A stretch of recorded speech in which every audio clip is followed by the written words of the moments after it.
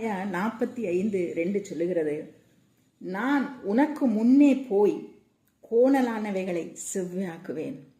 நான் உன்னுடைய சூழ்நிலைக்கு முன்பதாக, உன்னுடைய பிரச்சனைகளுக்கு முன்பதாக, உன்னுடைய கரடுமுரடான எல்லா விதமான காரியங்களுக்கு முன்பதாக, உன்னுடைய பலவீனத்துக்கு முன்பதாக, உன்னுடைய வறுமைக்கு, உன்னுடைய கடன் பிரச்சனைக்கு முன்பதாக நான் கடந்து சென்று அந்த கோணலாயிருக்கிற வழிகளை எல்லாம் அதையெல்லாம் செவ்வையாக்கி கொடுப்பேன், நேராக்கி கொடுப்பேன் என்று சொல்லி தேவன் இந்த நாளிலே உங்களுக்கு சொல்லுகிறார்.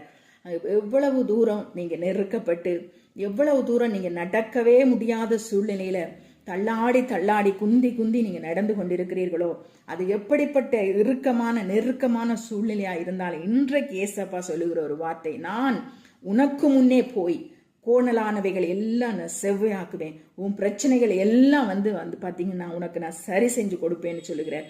கோணலை செவ்வையாக்குறதுன்னு சொல்லும்போது உங்களால முடியாத ஒரு குறுக்கும் மறக்குமா இருக்கிற பிரச்சனைகளை எல்லாம், நீங்க வெளியில வர முடியாமல் இருக்கிற நெருக்கமான சூழ்நிலைகள்ல இருந்து அவர் உங்களை ஈஸியாய் வெளியில கொண்டு வருகிற ஒரு சூழ்நிலை தான் கோணலை செவ்வையாக்குகிற காரியம்.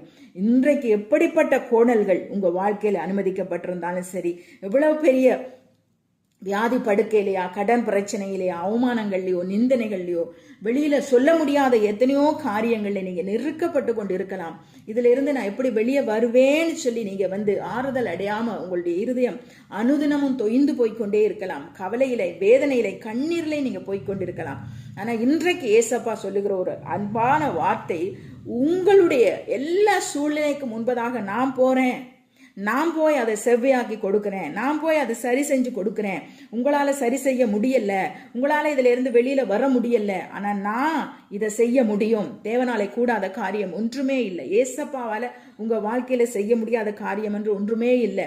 நம்மளா இழுத்து போட்டு நம்மளா செஞ்சு முடிச்சிடலாம், நம்மளா இதுல இருந்து வெளியில வந்துடலாம்னு எவ்வளவோ முயற்சிகள் பண்ணி தோற்று போய் அவமானப்பட்டு ஒடுங்கி இருந்தது தான் மிச்சமே தவிர அதுல இருந்து ஜெயத்தை பெற்றுக்கொள்ள முடியாம கஷ்டப்பட்டுட்டு இருக்கிறத நம்ம பார்க்கிறோம். இன்னைக்கு தேவன் சொல்லுகிற வார்த்தை, நான் உனக்கு முன்பதாக போய் உன்னுடைய கோணல்களை செவ்வையாக்குவேன்.